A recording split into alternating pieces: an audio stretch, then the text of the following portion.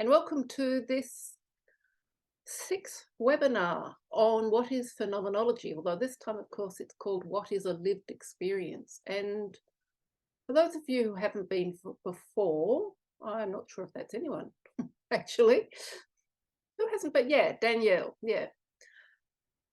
We started this series a year ago, and we called it What is Phenomenology, because we wanted to people from different disciplines and fields who are all working with phenomenology or thought that they were working with phenomenology to come together and share what they understood, to find common ground. So it was really interdisciplinary approach that we wanted to take. We didn't want to just say, well, you know, as so often happens in disciplinary things, oh, my discipline's way is this way and I don't understand what you're talking about. We wanted to find the common ground, and we wanted to share our experiences, and we just wanted to build something of a group which is still in its forming stage, but we do seem to have, as most of you are regulars, on and off regulars. That's great.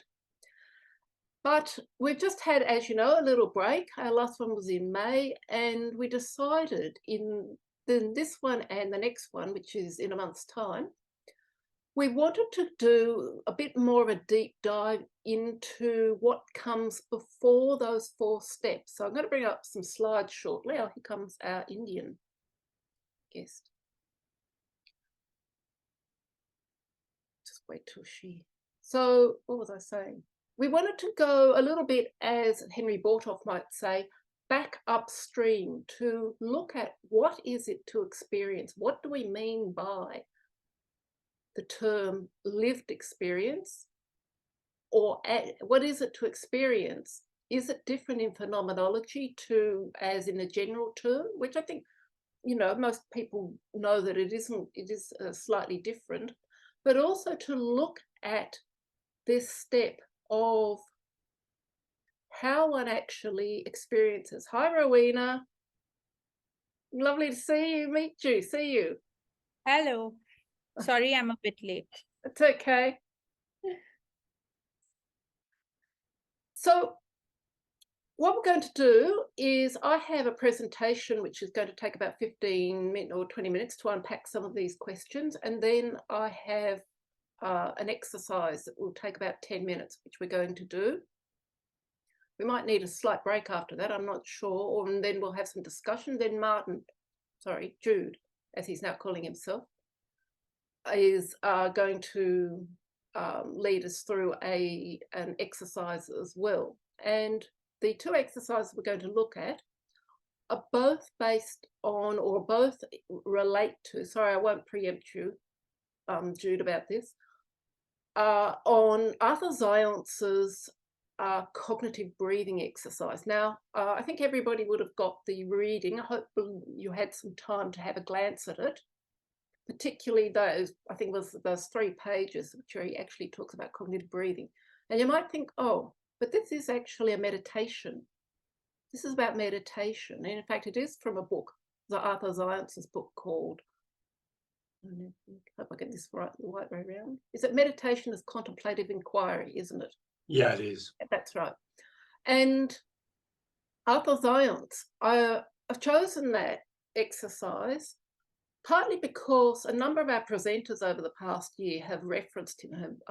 We had at least 2 others besides myself talk about how they had drawn on Arthur Zajonc's work. Not his meditation work so much as his phenomenological work. But Arthur Zajonc, for those of you who don't know anything about him, I did put in one of the emails a link to his website. But he started life as a physicist. So he's an American physicist and anthroposophist who became literally, you might say, very immersed in phenomenology in the 80s and 90s, and wrote quite a number of sort of definitive articles about phenomenology. And then he moved into contemplation, and he was a founder of an organization called Contemplative Mind in Higher Education.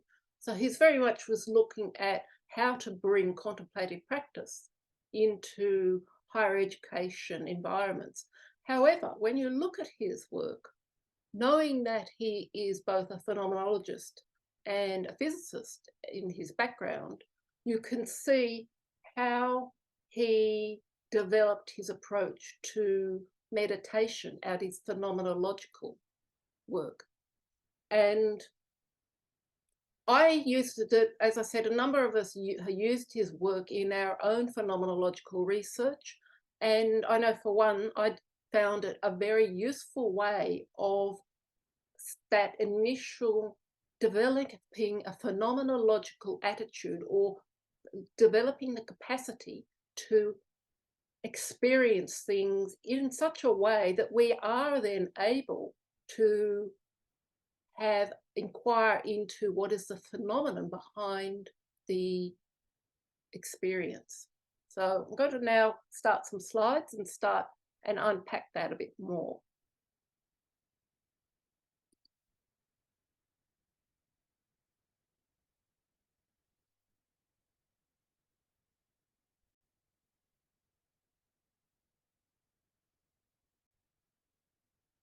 So you will probably remember, especially if you've been here all along, is that the 4 questions that have been guiding our investigation into what is phenomenology are these 4 attributes or characteristics which we decided, or we didn't decide it, we took it from an article that, by Finlay about the 4 stages of a phenomenological research that all phenomenologists, regardless of what discipline or what approach, whether descriptive or hermeneutic or interpretive, what they were doing, everybody uses some version of these 4 steps.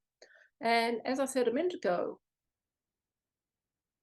what we want to do in this session is to just go back now and look at the openness, the first step, the developing the phenomenological attitude, and ask ourselves, how do I see with new eyes? How do I even have the capacity to engage with the world with new eyes? So this leads us into what is an experience. So what is a lived experience, a term that's associated with phenomenology? So this is from a couple of different versions. So according to Henry Bortoft, who is the anthroposophical Goethean scientist, he talks about an experience as it is lived in its experiencing of it. And Adams and Van Manen is very well known, especially in the US, but just generally in anybody who does phenomenological research. He talks about it as the experience of the experience, not the reflection on the experience. But Gadamer has an even more particular way of looking at it. It's not just something that's experienced, but, and this is a direct quote from him, it's being experienced makes a special impression that gives it lasting importance. So we have these 3 different, slightly different versions, which are all take us a little bit away from, oh, a lived experience is one, that I lived through, or it's a lived experience is one that I have first-hand experience of. It's actually not looking at, it's a more intense experience, and it's not looking at the reflection of the experience, what happened after, or how I thought about it a few years later, how I conceptualized it. It's into the experience of it. What brought up, to use his term that I always love, going back upstream into the experience. And although he's not really a phenomenologist, first of all, I have a little Merleau-Ponty quote, where he says that we become who we are in our essence through our relations with the surrounding world and its beings. And John Dewey, the educationalist, who isn't really a phenomenologist, but nevertheless had quite a lot to say about the nature of experience, he talks about how he describes there is a difference between your everyday experience and what he calls an experience, or the kind of experience that Gadamer would say makes a special experience, is a special impression, or something that is much more intense, so that when we look at that Merleau-Ponty quote, we become who we are in our essence through our relations to the surrounding world and its beings. The kind of lived experience we're talking about must be of sufficient nature and quality, and we must have a particular activity in relation to it, that we can actually have relations with the surrounding world and its beings in a particular way. So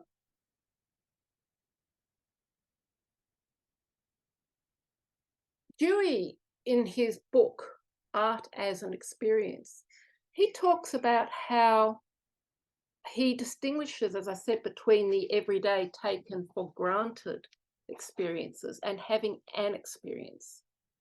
He says that in the everyday sense, things are experienced, but not in such a way that they are composed into an experience. What does he mean? Experiences every day occur just continually as people are involved in the process of living, but we don't necessarily pay very much attention to them. They're often interrupted, they're inchoate, they're sort of disordered, they're only partially experienced, they're incomplete. We may not even remember having them. So much of the time, people are not really concerned with the connection of events, but rather we tend to go through our everyday experiences with a sort of a loose succession, but they are not what he calls an experience, or what a phenomenologist would refer to as a lived experience. For Dewey, an experience is one in which he would say every successive part flows freely, and I'm just actually quoting him here, without seam and without unfilled blanks into what ensues. There's no sacrifice of self-identity of the parts. In this way, as a river is distinct from a pond, it flows along, but its flow has a definiteness and an interest to its successive portions greater than exist in the homogeneous portions even in a pond. So the experience is the river, and there might be all kinds of aspects that they are all part of a whole. In an experience, flow is from something to something, as one part leads into another, and as one part carries on from what went before, each part gains distinctiveness, and so there is an enduring whole, but it's diversified by successive phases. So, and he goes on to say that in the experiential world in which we live, when we're having an experience, there's this continual merging from these different stages, as he said, in the river,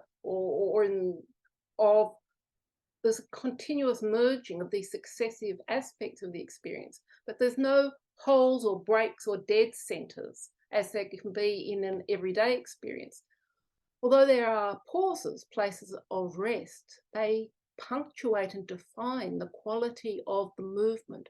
And there's this ebb and flow that sum up what's been undergone and prevent its dissipation and idle evaporation. So one can get from Dewey's understanding what is an experience, and from those previous quotes about, particularly Gadamer's, about the special impression they make on us, that the kind of lived experience that we're talking about and that we require in order to penetrate into the phenomenon behind it has to be of a particular quality. So the next question, though, is how much these days do we have a capacity to have such experiences? How much of it just goes past us? And then sometimes we might think, oh, oh yes, if only I'd paid more attention, or maybe we have had a profound experience, or maybe it's not even particularly profound. You know, we've been immersed in a film, we've been immersed in a piece of music, but then, you know, the mobile phone rings, or I have to go and do something else. And there's no sense of allowing the experience to sink down into us as an impression. So one of the things that, when we think about how we might strengthen our capacity to have such experiences, we need to be more attentive to them. I subscribe to an organisation called Mind and Life, which is very much to do with, it has a lot of physicists and scientists and also people involved in meditation. And they sent me, I get something about every week or so, and they were asking the question recently, how much are our digital lives affecting our capacity for attention? I mean, I think we can all agree that the digital world has an enormous effect, detrimental effect on our capacity for staying engaged and for our attention. But they also said that we need to stay embodied. How do we stay embodied? And as this quote says, attention determines the moment-to-moment experience of our lives, how we interact, feel, remember, think, and perform. Its influence on all of these functions is why attention is powerful. So they're really drawing attention to our capacity to be attentive to our experiences, to our capacity to be aware of them, to be conscious of them as they are happening and fully engaged in the moment. And this is where Arthur Zajonc's work comes in. Now, Arthur Zajonc, before we talk about cognitive breathing, I just want to talk about cognitive, what he describes as the cognitive dissonance, the benefits of cognitive dissonance, which he says that really an ability or a tolerance for unlikeness and contradiction can stimulate our imaginative faculties, but more significantly, it can act as a disruptive force to our pre-existing and habitual ways of seeing the world. You know, it really can break up by working with this cognitive dissonance. It can shake us out of our everyday, taken for granted way of viewing the world and make us more attentive. So this ability to move between contradictions and polarities without, in fact, even feeling the need to resolve them is at the foundation of his cognitive breathing exercise, his cognitive breathing model. And he also talks about, you know, the benefits of holding the friction of contradictions as a way of being very much awake to the moment. But the other way he talks about is which then he turned into this activity of what he calls cognitive breathing, which of course in the reading that I sent out in that whole first chapter is leading up to his exercise of cognitive breathing. So going through these different stages of wonder, which we talked about back in some of our very first sessions about how wonder is one of the gateways to developing new eyes. So I'm just going to go into his cognitive breathing exercise now, look at it in a little bit more detail. So it's based, we have this lemniscate form in the activity. And on one side we have the focused attention, and on the other side we have the open attention. And one is focused attentiveness to the center, and the other side is open attentiveness to the periphery. So it's moving between these two polarities, but working in this quite harmonious way. And so the actual diagram That's a very blurred version that comes out of his book, which I just had to enlarge because there wasn't anything else I could do with it. I don't have the book with me. And he says about cognitive breathing that he developed it as a technique to facilitate a kind of active receptivity required not just for meditation, but also for implementing or for leading us into the phenomenological attitude, which we've spoken about in these previous webinars going back a year. And it's a very structured approach. It's a very disciplined approach, and it relies on a kind of both a mental silence as well as developing attentiveness, but also this open attention, this receptivity, which nevertheless isn't passive. So cognitive breathing develops our capacity, our ability to shift at will from focused attentive state to an open receptive one, and for us to stay longer in an experience and deepen its imprint on us. So really, it has this ability to strengthen our capacity for having Dewey's an experience and then retaining the imprint of it. So the exercise that we're going to do now is in fact an exercise. We're going to do Zajonc's 4-part bell sound meditation. It's a very simple version of an exercise that uses cognitive breathing, moving between the active and the receptive.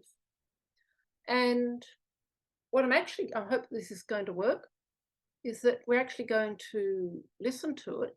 Arthur Zajonc is going to lead us himself through it. So I have a recording of Arthur Zajonc here. And it's about 10 minutes long, and it's going to, in a classic kind of meditation process, it's going to ask us to sit back, allow ourselves to come into our body, become aware of our breathing.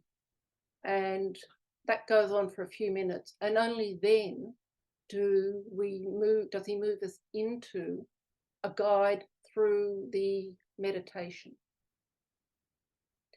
So any questions from anybody before we start?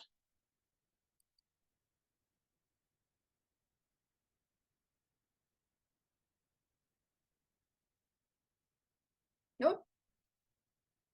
Okay, so I will start the exercise.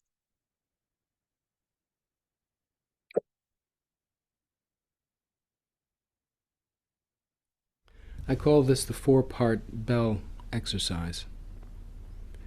It will consist first of the sounding of the bell, to which we'll give our full and undivided attention. Then the memory sound of the bell, which will sound inwardly several times, filling ourselves completely with the sound of the bell in memory. Then the 3rd part will be a letting go of the bell sound completely. And the 4th, a letting come, of being present for whatever it is that arises in consciousness as a kind of echo or after image of the bell sound. I will lead you through the practice. First, let's settle the body and the mind by finding a posture, whether it's seated on a chair or on a cushion, the spine upright, hands on your thighs or in your lap. Take a few breaths, allowing with each exhale the stress, the tensions in the body to be released.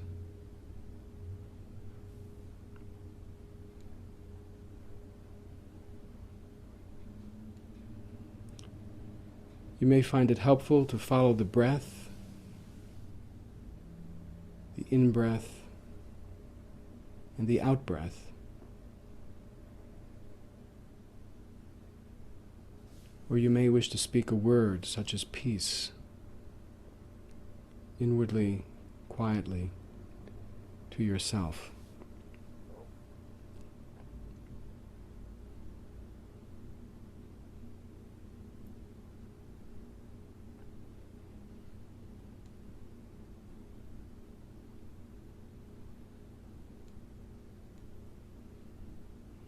Cultivate the mood of wonder, of humility. Let this be the doorway into the practice.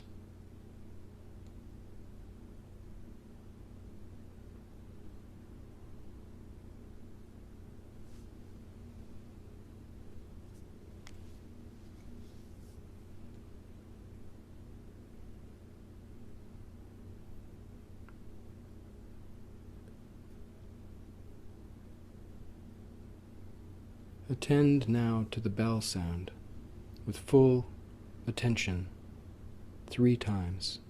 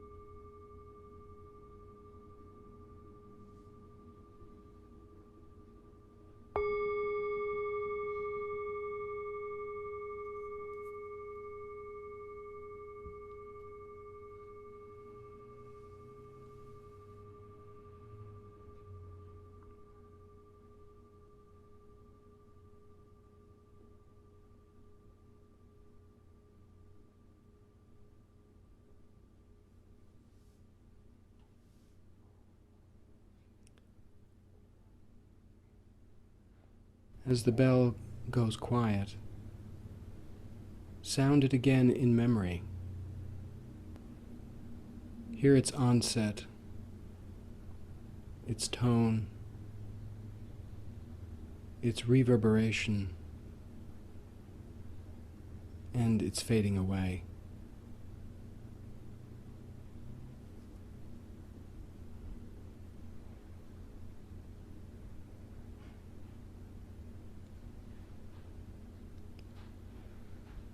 Repeat the memory of the bell sound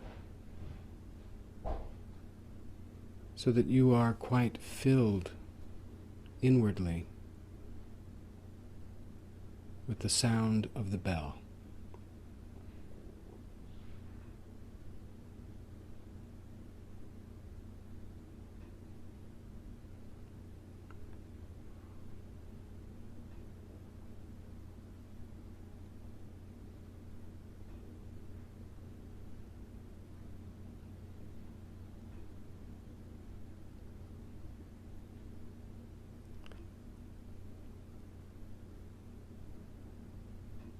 Having filled yourself with the bell sound,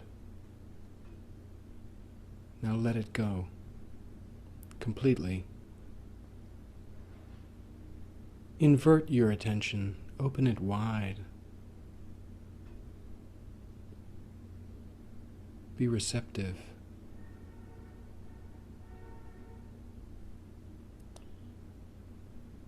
Be receptive and present to whatever arises in your mind, in your body, as an echo or after image of the bell sound.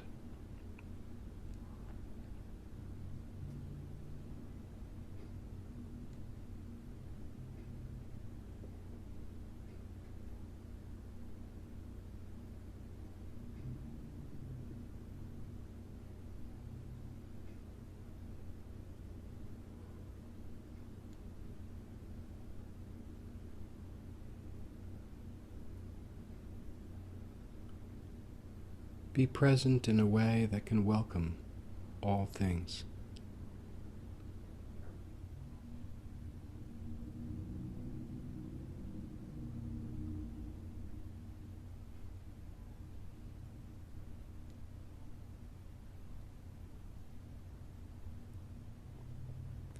If you're distracted, sound the bell in memory again. Hear its onset, its tone and reverberation, its passing away once again.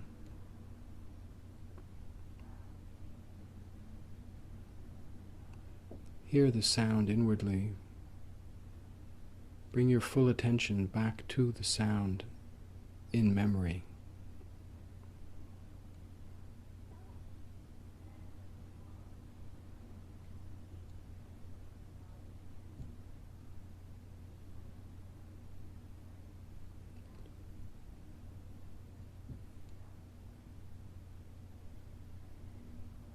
And once again, having filled yourself with the bell sound, let it go.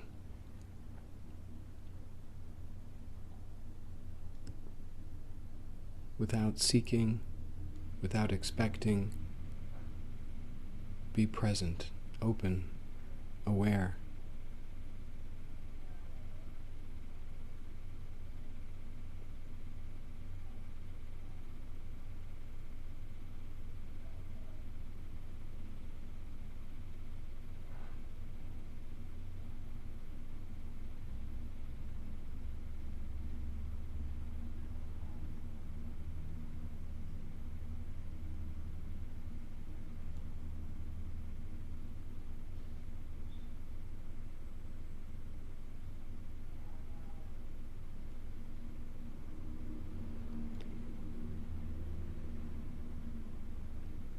You can repeat this cycle of attention to the bell sound and open awareness as many times as you wish.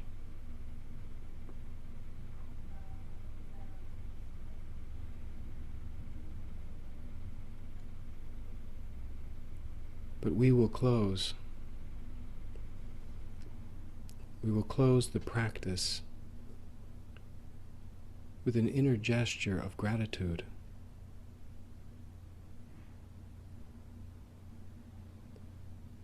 And the wish to dedicate the fruits of this practice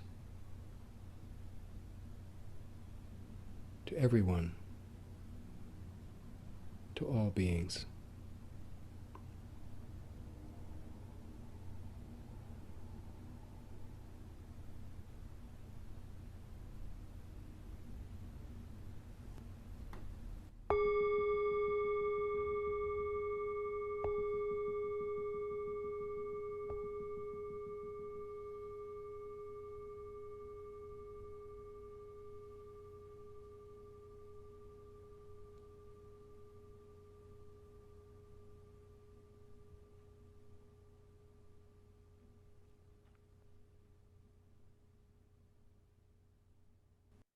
I call this the 4-part bell exercise.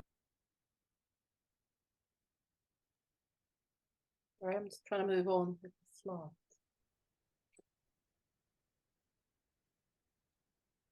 So, what is the experience? Just want to say hello to Heather. She's joined us now.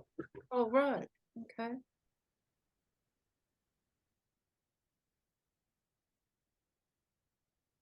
Just going to stop the slides for the moment.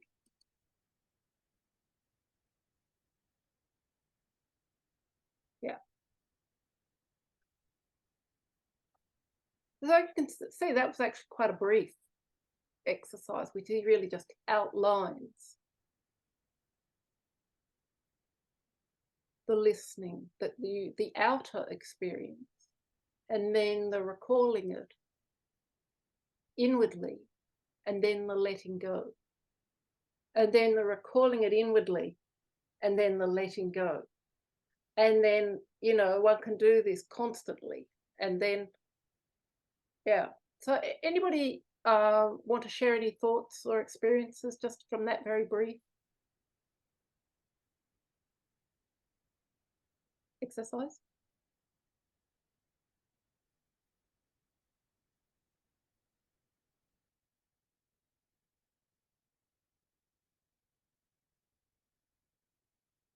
Nope. No. No, I'm happy to share. Yeah, good, So- Daniel. So when he So in the last moment when he said, just observe the images that come to you once you've let go.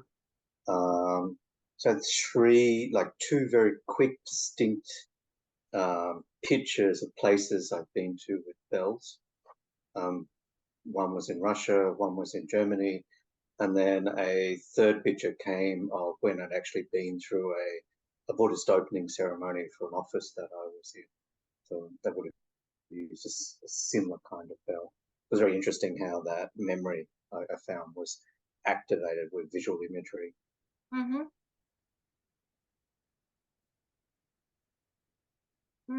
Thanks. Thanks, Daniel.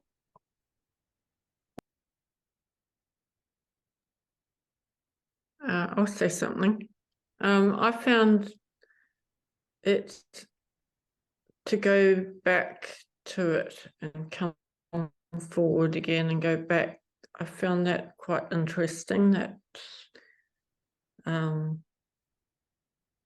like normally, like meditation, I don't go back to repeat it again. So that actually it felt like it built up a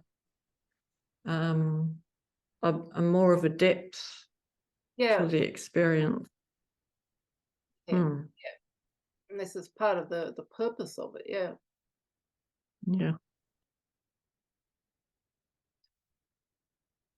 Not just that it builds up a depth to the experience, but for our capacity to deepen the experience. Because I must say, I mean, I used to practice this a lot. I used to all through my doctoral research, when I've been working sort of intensively with the material from it. But I realized doing it just then, I haven't done it for quite a while, and I realized the difficulty I have both being 100% focused and then 100% receptive and then 100% focused. I tend to slip a bit between, so I'm focused, but something's already out on the periphery, like Daniel, I had a memory, or I had a visual picture actually come up. And then when I go to be receptive, I started to hear the bell again. So I realized how weak my actual, to actually go from one polarity to the other, this breathe, that's why it's called a breathing, it's like you breathe into the experience and then you let it go. And the strengthening of the experience comes from as Kate, said, not only that you keep going back to it. And if you remember in our previous webinars, we've talked about, people have talked about the importance of immersion into the experience. You have to continually immerse yourself back into it. But there's also, Zajonc really sees the importance, which is of this letting go completely and allowing the after image, but developing this capacity for receptivity. And when I use it for what I call my exercises, some of you will have done with me, called on beholding, which I use for the pictorial image, I often ask people, or for plant observation or something like that, we go a little bit further and I ask people to, did they get an after image, did an after image come up? I want to, next time, I want to talk a bit more about the after image aspect of it, but how that it's a excellent sort of exercise then, that you keep going backwards and forwards between the two many, many times.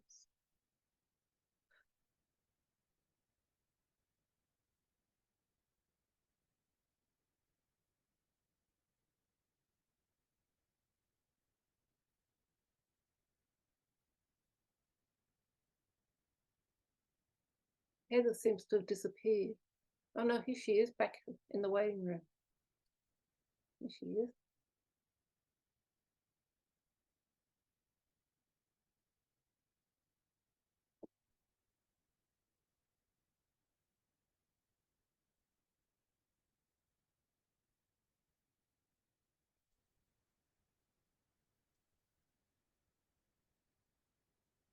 Hi, Heather.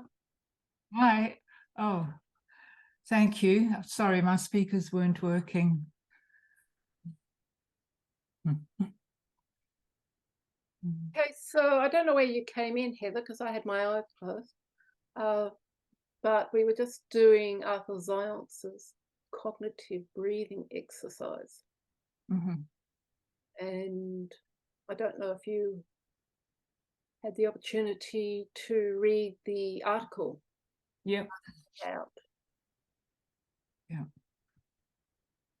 Mm. About it. Yeah, I did. Yeah. Mm. If no one else has got any other thoughts to share, just want to go back to the slides.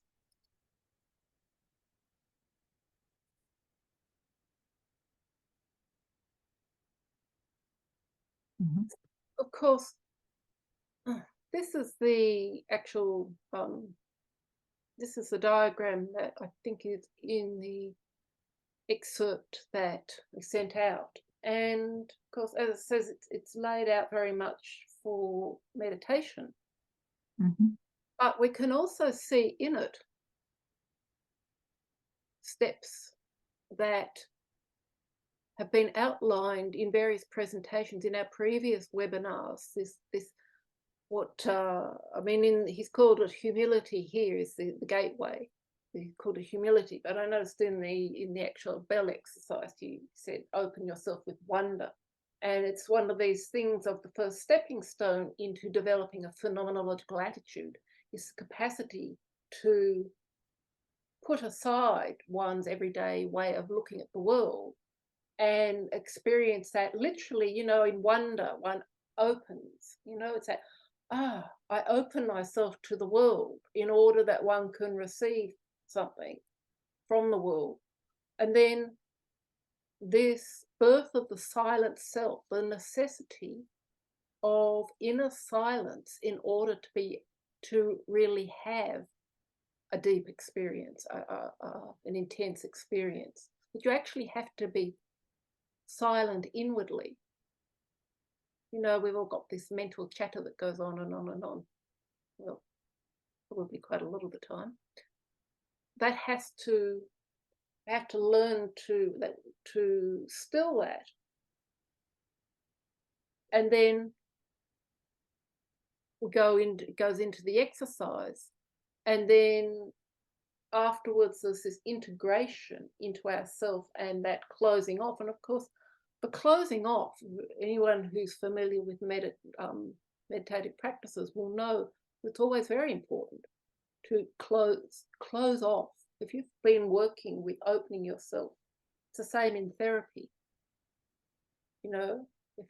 If you're a therapist and you've just taken a client through a session, you actually have to close off the session. You have to bring them back into themselves, or you have to close the door on the experience before they go off out into the world. Otherwise, it can be quite detrimental. Yeah, you've opened something. I've even had that with massage. I've had a massage, and then they haven't. It's all been a bit rushed, or something's happened at the end, and I felt really a bit out of myself going off getting back in the car or something like that. Don't know if other people can have had such experiences also. Mm. Because, as I said, this is his meditation part, but nevertheless, one of the things that we might ask ourselves is, can one actually, how can one actually develop these states, the wonder and the inner silence? I mean, in order to be ready to have our experiences, yeah? I mean, we can't, a meditation is something that we put ourselves aside. Lots of people I know, 7 o'clock in the morning, they put aside an hour silence in the house. No one must make a noise while they do their meditation. And it's all, you know, very prepared. But how does that translate to phenomenological work? Can it translate? I mean, if you're out, you know, yes, if you go out to observe a plant, you can do it, but can it, how does one be prepared, or can you be prepared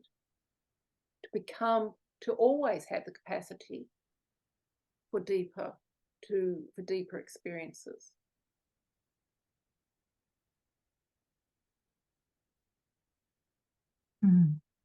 Or is it simply then the activity of doing something like the cognitive breathing approach will strengthen that capacity in us?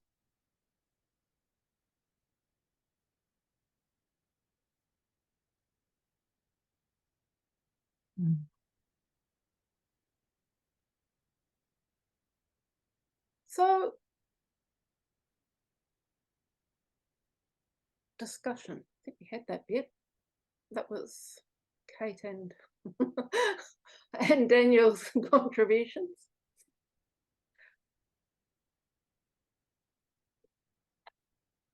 I don't know. Oh, well, I think what I've got here is I've got now, yes, just to go through the steps of how this can relate to phenomenological attitude, the cultivation of wonder. The intuiting the general sense of the phenomenon, of course, is that first step of awareness of the phenomenon, of the attentiveness of it. And that's another thing that one can find when doing the cognitive breathing, is that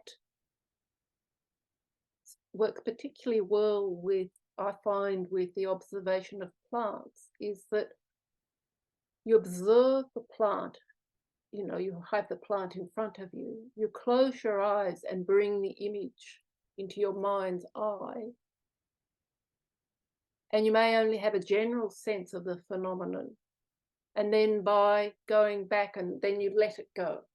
You let it go completely. This letting go stage is always very important, the going back to the blank, so that you're almost like you're recapitulating the new eyes each time. And then when you repeat it, then you go into the more, living into more into the particulars. And the more you repeat it, the more you can go into the particulars.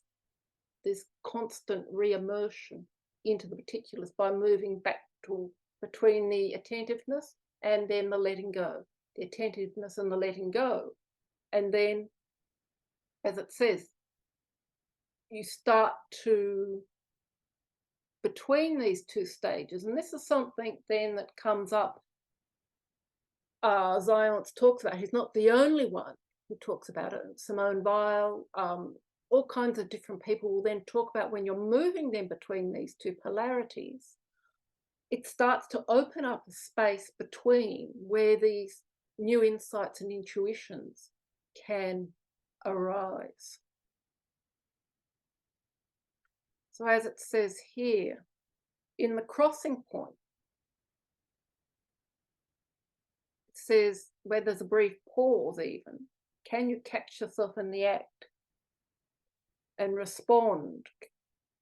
But also it can allow for insights and intuitions to arise by moving between these opposites, as well as it says, breaking these habitual ways. So it says the cognitive breathing leads to a heightened awareness and attentiveness that can then lead to these unfettered direct experiences, so to speak. So on the one hand, we have the strengthening of the attentiveness by moving between focused and receptive. But on the other hand, there's this space that can then arise between. You open yourself to this capacity for these insights or intuitions to enter into the space between. So there's this, it's a very powerful, I've found very powerful exercise if practiced constantly.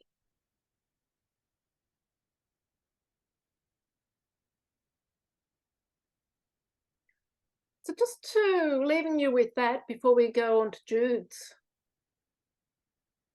interpretation or approach to all this, I just want to leave you with this verse that I love, that all for me is very much about the capacity for what we want with experiencing, what Merleau-Ponty says our essence of being able to live into and immerse ourselves in the world. Through all beings stretches one space, world inner space. The birds fly quietly through us. Oh, I who wish to grow, I look out, and inside me the tree grows. But Jude. Thanks, Fiona. Do you want to take a 3-minute break before we go into the next section, or should we plow on? You suggested we might need a breather. I wasn't sure. I don't know. It's not up to me. How do other people feel? I know in my previous session, somebody asked if we could have a bit of a break. Why don't we take a 3-minute break Yeah. for toilet stops and things, and then, yeah. Go into a Continue. restricted stage? Yeah. Okay. Okay, let's do that. All right. Don't forget to all come back in 3 minutes. I'll try. Yeah, I hope you come back.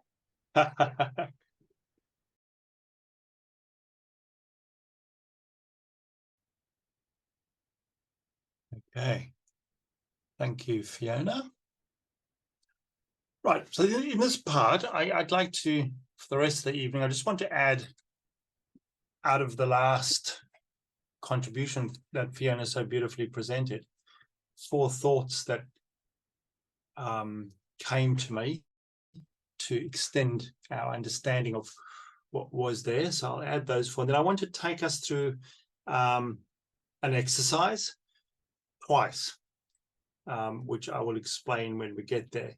One would be to try it very much in the mode of the cognitive breathing, and then I would extend that a second time with what I'm calling a contemplative method. And Fiona and I have an ongoing conversation about what's the difference between what I'm trying to do and what other people are trying to do. And it's very difficult to explain because, you know, all phenomenology has these 4 parts, and we're describing similar processes with slightly different words. And to differentiate it more precisely is part of our endeavor, because my first sort of thought on this is, why are we doing, you know, at another level, why are we trying these webinars? Why are people writing books like Arthur Zajonc's book and other articles that we're reading? And I think from what I've seen and what my own understanding is that we try in these different methodologies, or these different methodologies of coming to understand things, there's this, you know, traditional impasse between hard science and soft science, or qualitative and quantitative research. And we need to define more and more clearly how this qualitative process of experience can be defined in such a way that we can really define its you know, its fundamental structure, as Wagemann talks about in his article. That I don't know if we shared the Wagemann article, but we probably will for the next time, where he's gone to great detail to try and really, in the same way as Zajonc's, but slightly more detailed, and sort of say these are the fundamental structures to make it a way to get to the lawfulness of experience, so that it can be used both in the qualitative research, but also influence qualitative, or we could say the empirical scientific methods. And that's part of what our endeavor is in this, is for us to really become fluent in the fundamental structures of meditation or the phenomenological process, so that we can find reliable understanding. Because of course, the criticism or the critique of phenomenology is it's just personal experience. But as we grow and explain these processes, we start to realize there's some really fundamental structures that we can ground our experience on, and through the processes that have been described, also then critique and bring our experience into conversation with the field of knowledge that we work in, and therefore come to an understanding. And I'll try and illuminate some of that this evening. The second sort of thing with that is, one of the critiques of hard science at the moment, someone like Tom McLeish, who died this year, he gave, I think I've spoken about it before, he gave this wonderful lecture, the Robert Boyle lecture in Scotland, about, it's the science departments giving insights into scientific method. And he gave a lecture on the 4 wrong turns of scientific method in the last 400 or 500 years. And one of his wrong turns, or we could say unfortunate turns in scientific method, is to assume that empirical science is objective, that scientific knowledge is objective. And so science has, squeezed out experience in scientific research, empirical research.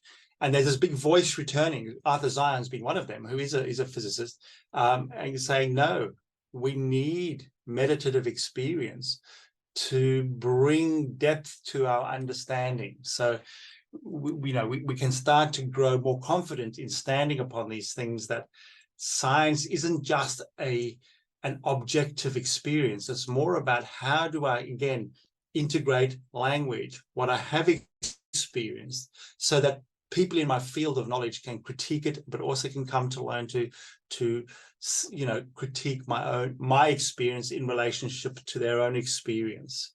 It's what Gadamer possibly calls the fusion of horizons, my horizon and the horizon of the author or the other person.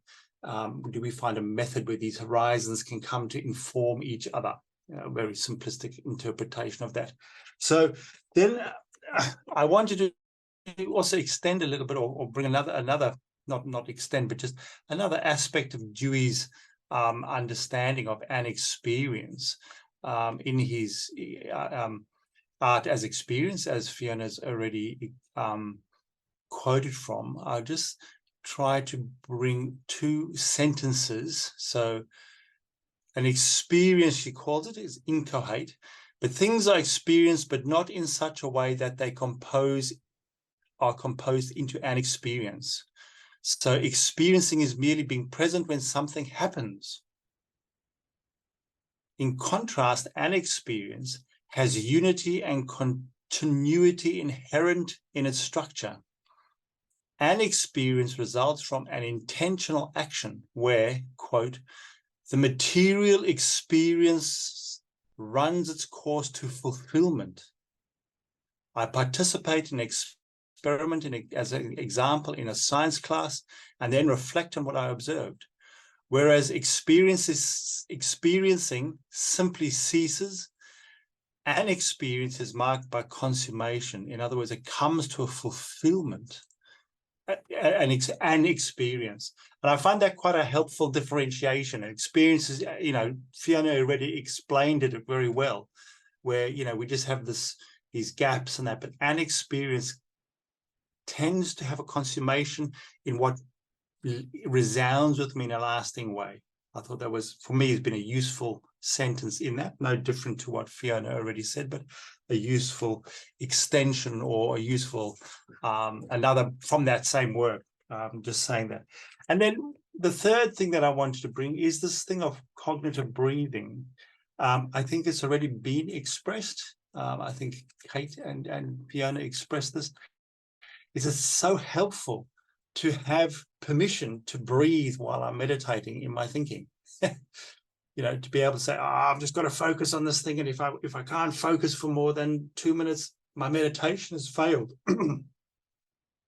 Whereas if I can move between this focused attention and the open attention, and move backwards and forwards, to learn to really have this as a constructive function and a constructive form of meditation, to not allow distractions of my own observation of myself in my experience, but to say, I'm now breathing into the open, but I'm losing it, so I'm going to go back to the focused attention, is a really constructive guideline for that.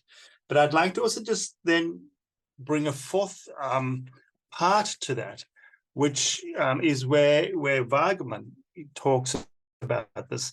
He says, of course, while we're doing this breathing, when we are on focused attention with our consciousness, we have to be aware, you know, the other half. So where the open mind, the open attention and the focused attention are always present with each other. And so while I am in focused attention, I have to be aware I have to focus my attention upon my own attention. Yeah, so I have to, while I'm focusing my attention on the bell sound, I also have to be aware that my attention isn't being distracted. There's this dual, I have to be aware of what's out there that is not pulling me away, not to pay attention to it, but I've got to have a part of my attention holding myself from distracting myself. And the opposite is true when I am in the open attention. I have to then be aware of what's going on inside of me. I have to then be aware of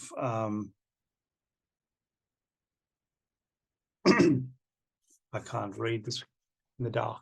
But you know, when I'm in the open attention, I have to be aware that my inner, I have a part of my attention making sure that my inner machinations of my soul are not pulling me back from that open attention. So we've got this focused open dynamic in two ways, and to just allow that as a technique, as a structure, in our own, as Fiona said, in repeating this cognitive breathing, to become more familiar with that as a way of approaching meditation.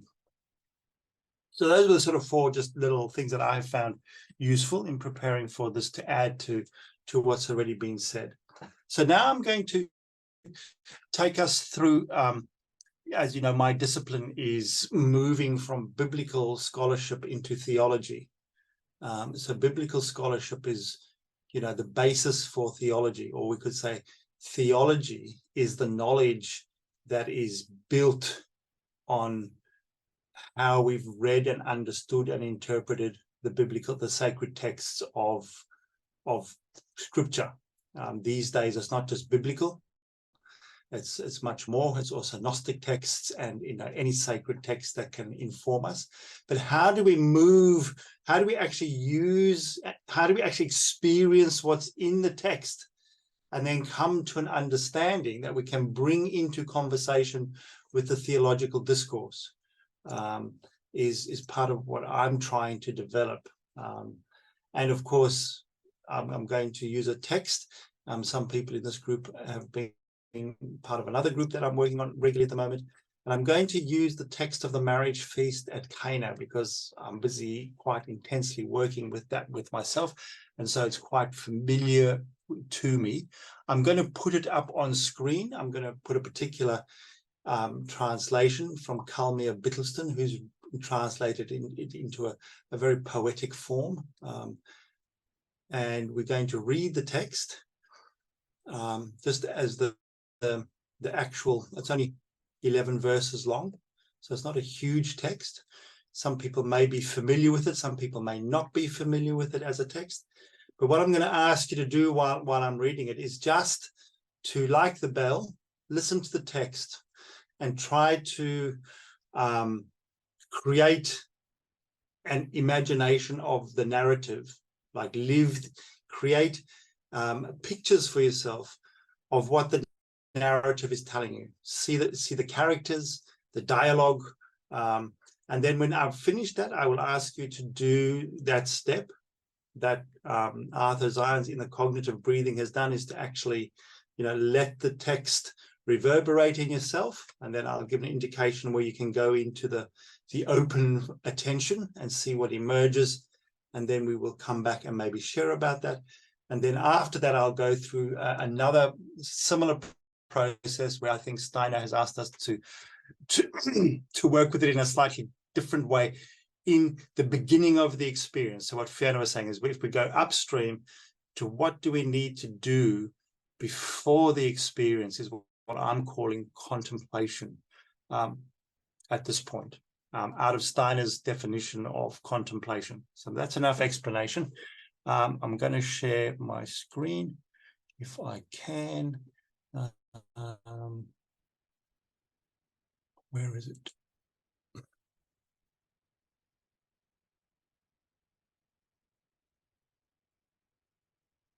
Okay, so this is a copy of the wedding feast at Cana. So if you want to, you can read along, or you can just sit and listen. And I'm asking you just to imagine the narrative as a drama in your mind. So picture it as it happens. Using the words, of course. The words will bring up things for you, comfortable, uncomfortable for you, doesn't matter at this point. On the third day, a wedding took place at Cana in Galilee, and the mother of Jesus was there. Jesus and his disciples were invited to the wedding. When there was no more wine, his mother said to Jesus, "They have no wine." And Jesus said to her, "This is between me and you, woman. My hour has still not come." His mother said to those who were serving, "Do whatever he tells you." Now 6 stone water jars were standing there, intended for the Jewish rites of purification. Each contained 2 or 3 measures, which is about 120 liters for those who want to know. Jesus said to them, "Fill the water jars with water." And they filled them to the brim. Then he said to them, "Draw some out now and take it to the master of the feast." So they took it. When the master of the feast had tasted the water, which had now become wine, and did not know where it had come from, but those who serving knew, because they had drawn the water, the master of the feast called the bridegroom and said to him, "Every person serves the best wine first, then a poorer soft after they have drunk deeply, but you have kept the best wine until now." It was at Cana in Galilee that Jesus performed this sign, the beginning, and manifested the glory of his being, and his disciples believed in him.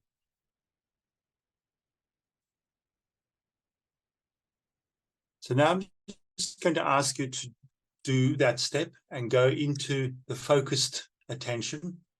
You may want to try and picture the whole narrative. You may find a particular part of the narrative touched you, and you just focus on that particular part of the narrative, and just focus on it and do that cognitive breathing. So focus on it, and then after a while, I will give an indication to let go of the picture and go into the open attention to see what resonance or after image comes from that. So if we could just sit quietly, find a comfortable position, and let the memory, as Arthur Zajonc said, of the bell or of the story, or that part of the story that you've chosen to focus upon, focus your attention on that.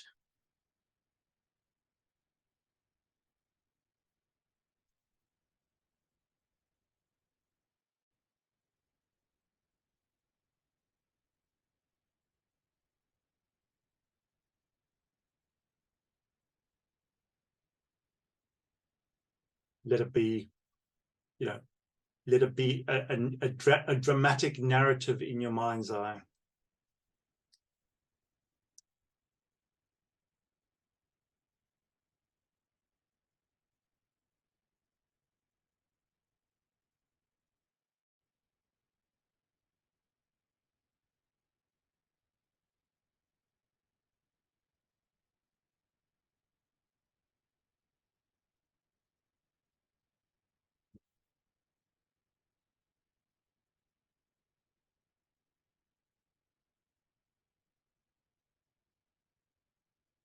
And now let that go and see if you can go into the open attention. And again, if you find yourself drifting off or losing the listening, go back into the imagination or the memory of the imagination and focus upon it again, and then come back into the open attention in that breathing process.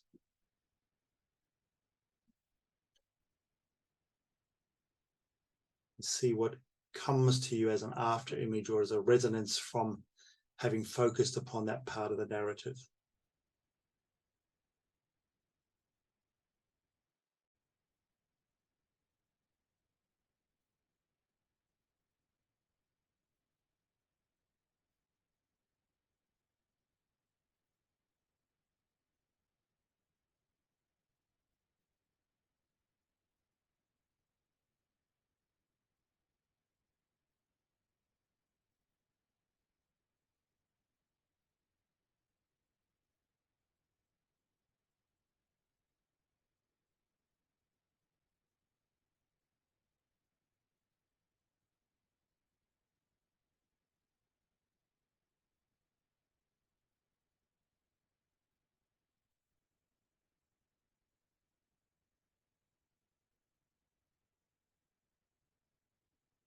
And now just try to, in that sense of the exercise, move into the integration process as we leave the meditation.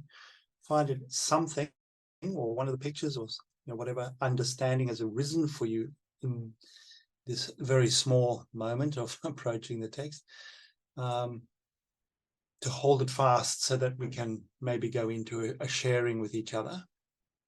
If anyone can just come back, again, that gratitude of having possibly received an insight into this text through this method, the gratitude. And then if anyone would like to share what possibly helped for them, even though it was very quick and brief.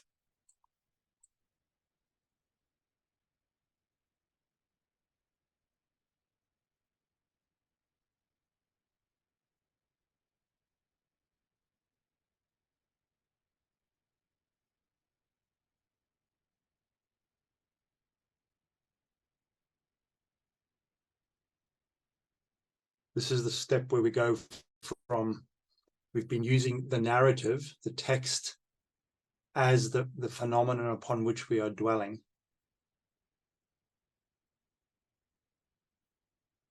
Hoping or approaching it in such a way that another understanding or another formulation of knowledge can emerge from it, which is the step to theology, is, what understanding about anything has come from dwelling upon that narrative as the thing we dwell upon. And I'm saying that quite precisely because the next time we go through it, we're going to do it slightly differently. So not did you understand the history of the situation, but did other knowledge about yourself or something come through in that? And, it may not have, because it was very quick and brief. Sometimes these things take years of this kind of contemplative approach, as Arthur Zajonc talks about, contemplative inquiry leads to contemplative experience. So what was the experience that came from it, which hopefully has led to some kind of integrated understanding? I'll say something. Yeah, sure. Even though I knew the story, in that reverberation, I felt like wonder. There was that feeling of awe of having been there, and it was like I was hearing it for the first time. So yeah, it kind of opened out, well, that feeling of wonder, that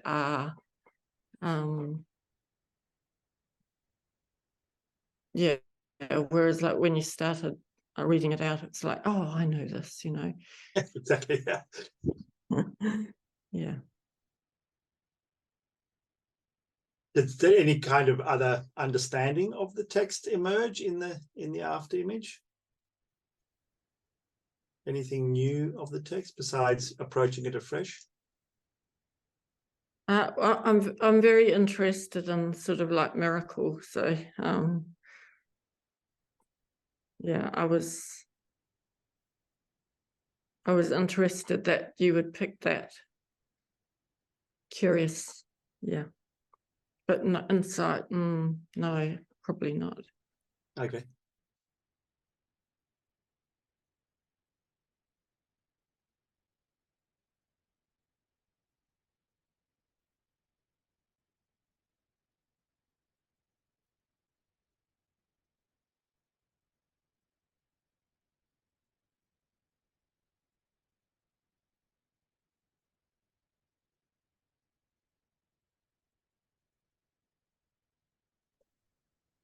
I'll say something, Jude.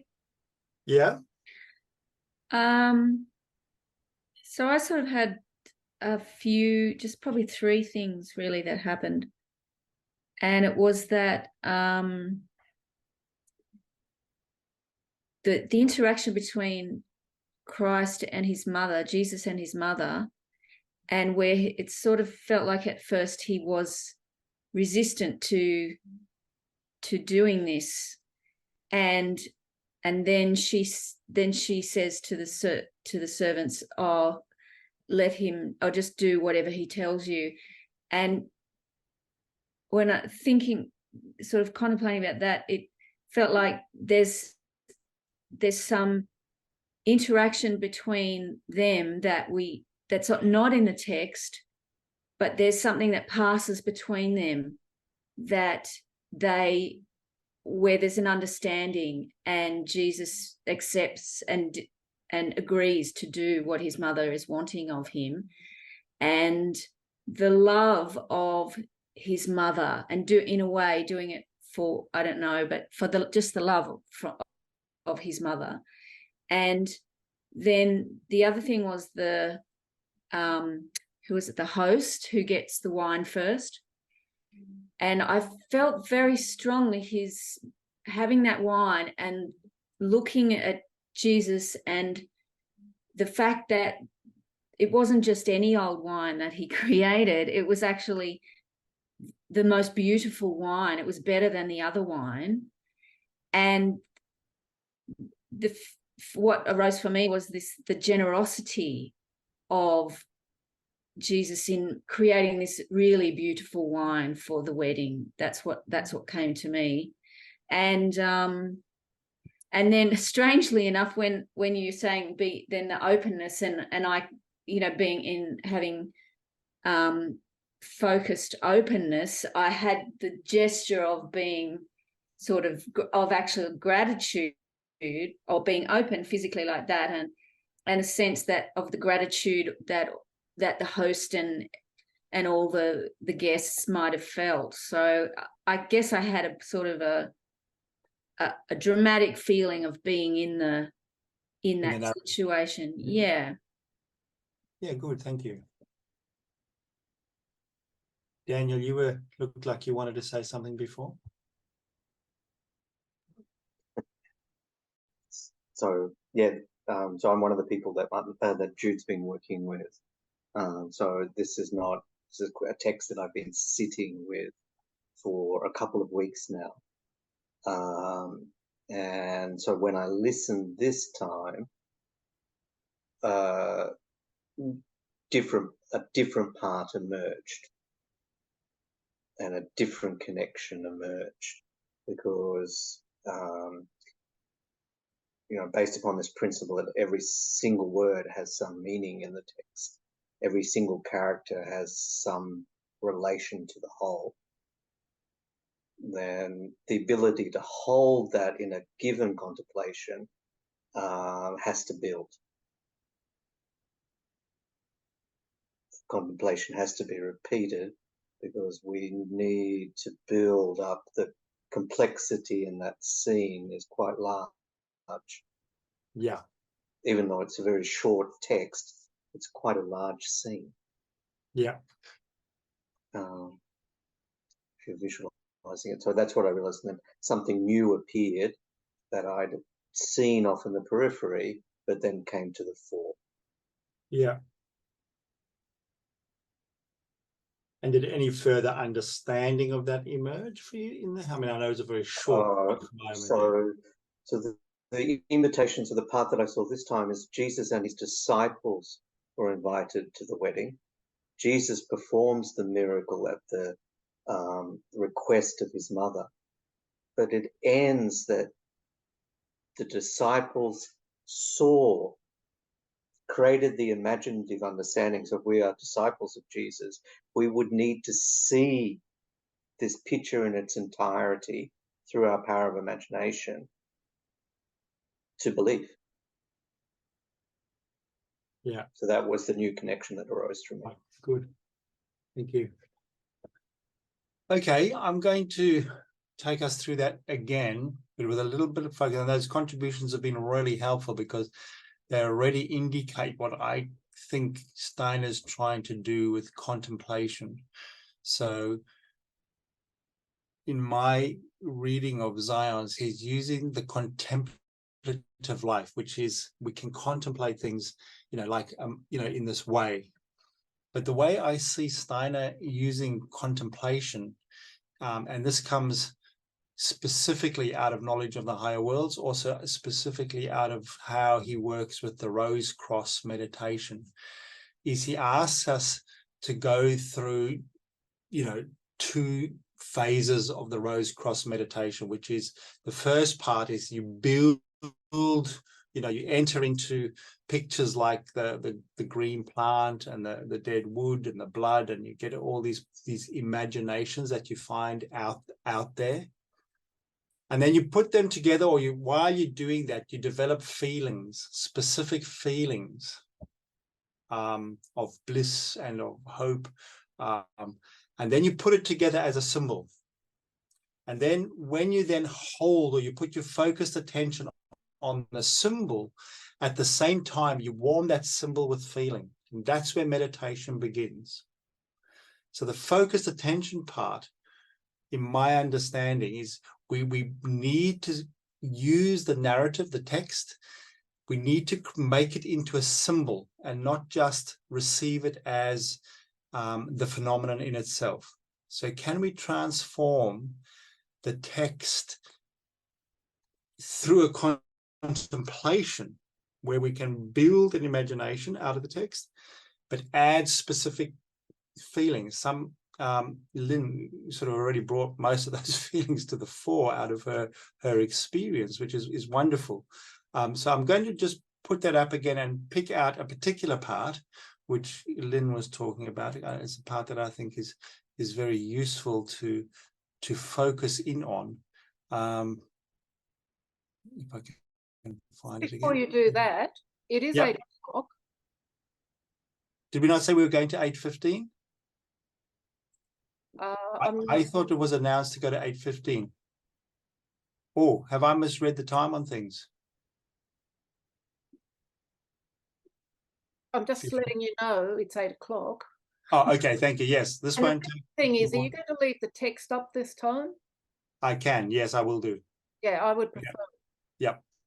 Okay. Good. So I want to focus now on only a part of this verses 3 to 5. So just this interaction between Jesus and Mary, or the mother. So the first thing to note in building the narrative into a symbol through a contemplation process, we're going to build this. We're going to sort of isolate the drama out of the narrative of Jesus and Mary. So we're going to, in a way, at this point, for the purpose of this exercise, take away the stewards. We're going to take away the stone jars, the marriage feast, and just see the mother and Jesus there talking to each other. And there's this very brief interaction. Yeah.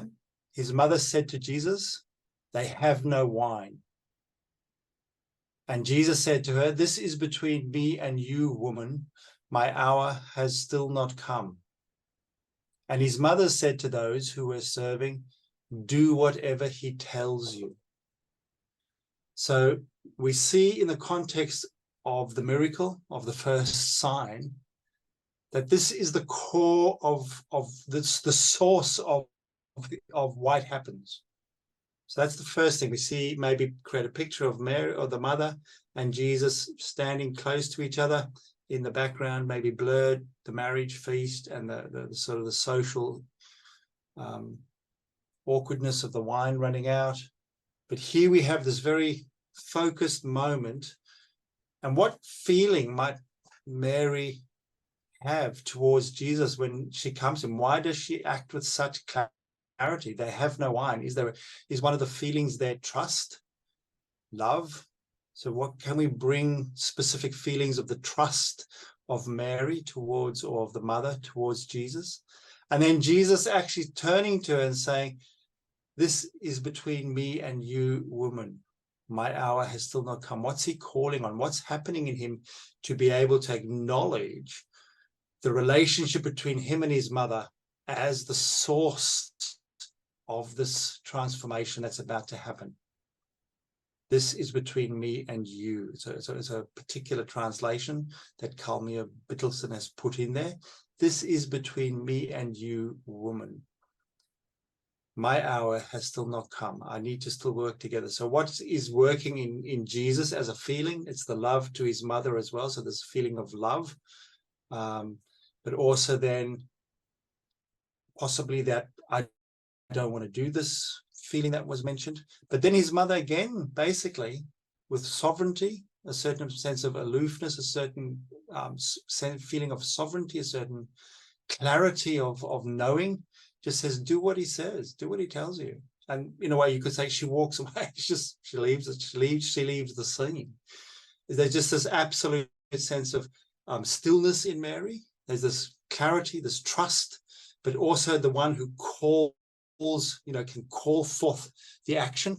But Christ or Jesus also then calling upon the relationship between him and his mother to perform this. So there's all sorts of feelings in there. You might just choose one or two of the feelings, and now that would be the contemplation that I'm trying to say. Is we take the text, we take the biblical text, and we build the narrative into a symbolic art form. We take it beyond just the script written down by, and we're now trying to bridge the horizon to John. Why did John write it in this particular way? In our building of the symbol through a contemplation, we can now go into that focused attention again and look that imagination, build that imagination of Jesus and the mother standing there talking to her with these three simple sentences. Allow that picture and those words to resound in your mind. So it becomes symbol now and not just contemplating the narrative. We're taking the narrative into symbol. And then while you're contemplating that focused attention upon that symbol, allow those feelings to warm the picture. And then after a while, I will say it's time to go into the open, to let that picture go and allow the open attention to see if something else comes through from that. Sometimes it helps to even have a question as to what you're asking for, but we're not going to go there tonight. So let's go into that. Just strongly picture the mother and Jesus standing there. We know the rest of the scene is there in the background. It's got a context. The context is also there is going to be a transformative sign, a miracle taking place. But this is the core of it. And what are these three sentences that pass between them?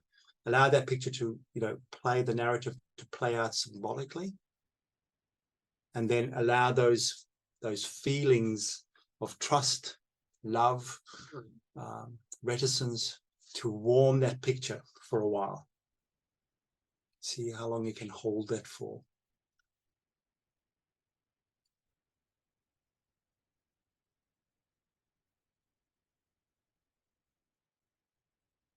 If you go into the open attention, go there, allow the resonance to come.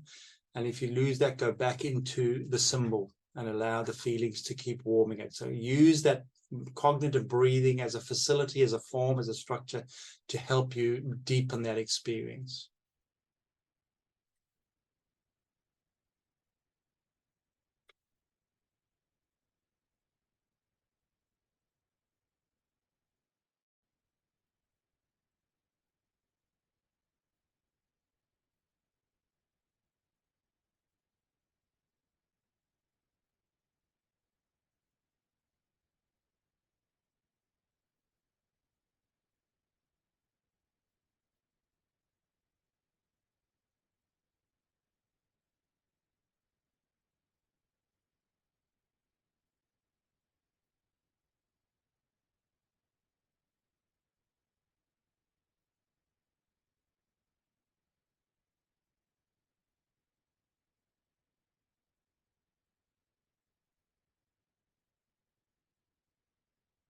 Okay, now move maybe more strongly into the open attention.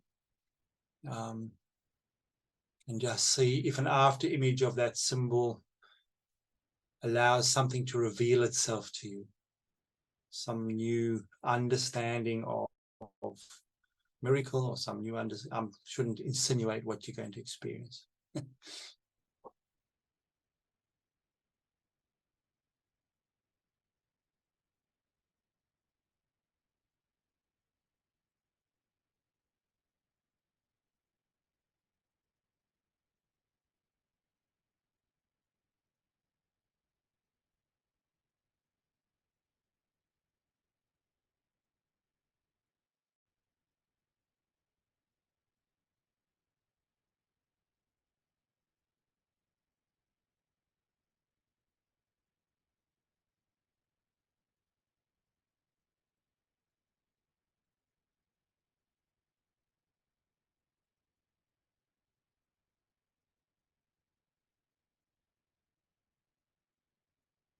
Okay, I'm going to ask you to bring your consciousness back to the group. Now, one of the things that with this sort of thing is, just as a parenthesis, Steiner says that we should often not just sit with our first revelation. We should let that revelation also pass away and see if a second layer comes through. And sometimes that comes through sleep and dreams and a few days of reflection upon it. So it's important that if we share now, that we shouldn't think this is the final knowing. But it would be interesting to see if anyone could articulate how that was maybe different to what we did the first time. Or not, or we sort of, one or two people could share that.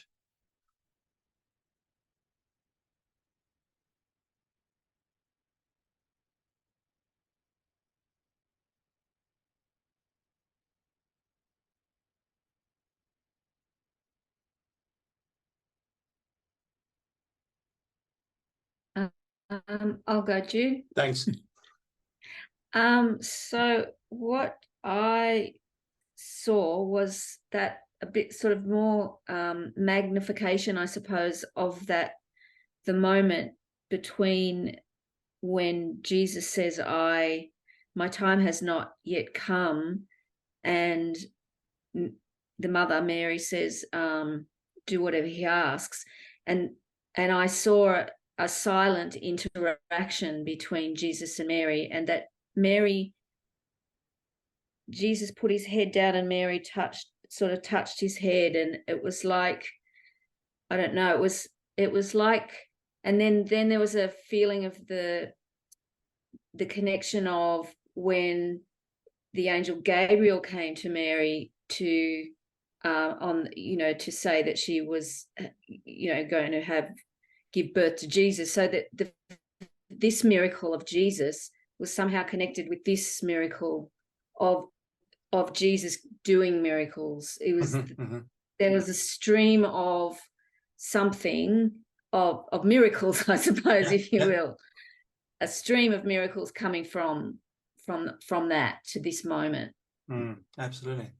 And in this method, that's a doorway for you. That's, to go, how do I keep pondering that and developing a language around that, and having conversations with people who are talking about this to see if my insight, my experience is in good conversation and can be critiqued by the field of theology around miracle, for example. That would be, an extrapolation of what would be next out of this. Yeah. Thank you.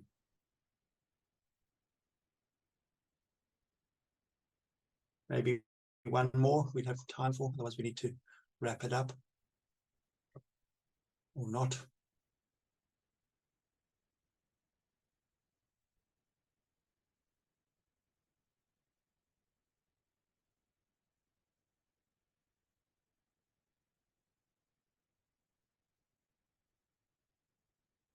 Okay, should we just quick feedback? I found that exercise too big. Too big. It was too much. It was better the second time because there was less to kind of try and grasp. Yeah. Just as It's just feedback. Yeah, no, that's good. I understand. That's the problem. You know, this kind of process, as Jane just written, I think takes me longer to get the exercise. Absolutely. And you know, often we have to go with the same text over and over again, more and more times over a longer extended period of time. So it's difficult to bring that as an exercise. But yeah, thank you. Thank you.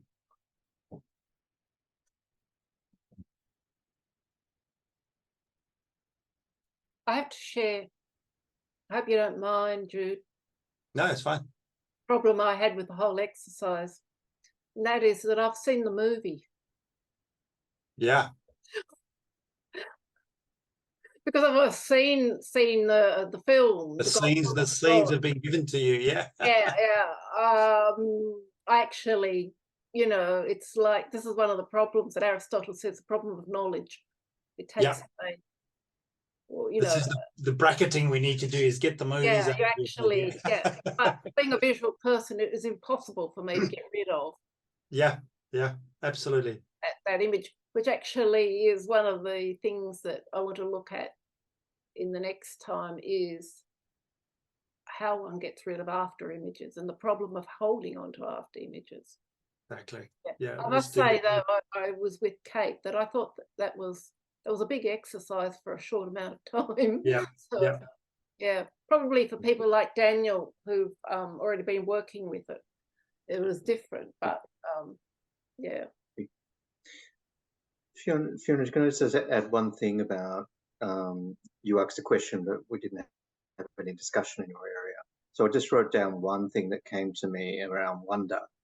And that was around, I just wrote down the words, the key to the door of wonder is not intentionality,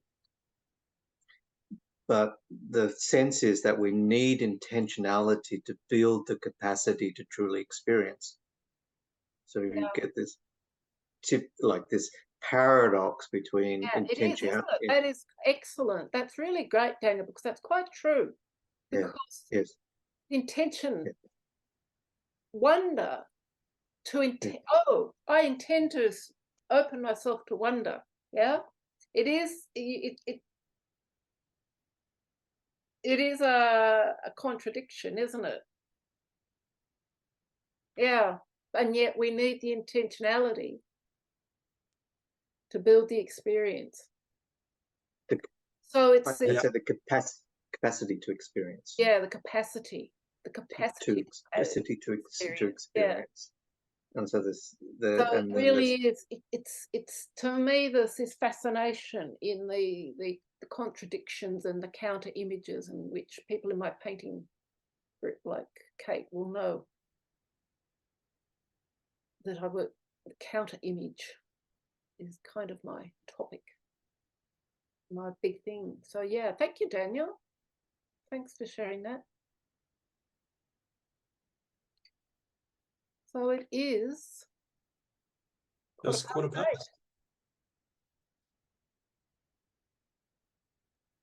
Can I just ask a question before we finish? I'm just, the Steiner's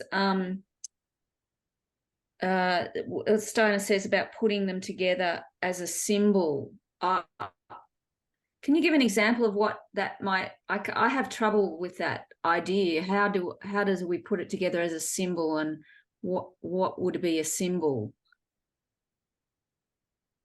The best description of that is his description of the Rose Cross meditation, where he builds a symbol up step by step and takes us through the steps. But, you know, when it comes to changing narrative into a symbol, it's more complex, because you've already got a fixed picture. And, you know, as Fiona said, loaded with our life's impressions. But yeah, for me, it's going through that narrative and finding a part of it, and then lifting that out into a picture, into an art form, into a piece of art, and taking it, instead of just reading it as an historical or as a narrative, lifting it into a sort of a sacred dynamic. So, you know, in that sense, I was trying to get, you know, picture the mother and Jesus standing next to each other, and how are they looking at each other, and that becomes a symbol, because it's an art form that's created from the pictures of the narrative. But the method of developing that is very well described in the Rose Cross meditation, especially at the back of Occult Science, that one in particular. Yeah, I have read it, but I did have trouble with it when I. Yeah, it's actually not an easy method. It's not easy, because you have to, go. That's what I'm describing as contemplation, because it's a lot of concentration and a lot of focus to go through the steps of taking, the narrative or the pieces of nature and putting it into another form and filling it with the feelings. It's a very specific process that requires training, I suppose. And the only person that can train us is ourselves. No one can actually train us on this, because anyway, it is a tricky one. It is a tricky one, absolutely. And that's why it's big. I get that. Yeah, thank you. And I would suggest that one also has to train the feeling life. Absolutely. Yeah. I think this is one of the other things, is that it's not just an emotional response. No. They specifically designed feelings. Yeah, absolutely. It has to be, one has to be working on refining and discernment in the feeling life, if one could put it that way. Absolutely. And if one's doing it for oneself, which feelings do you choose to bring to it is all part of the complexity of it here. Yeah, because you can't just go, oh, that feels nice to see Jesus and his mum talking to each other. Yeah,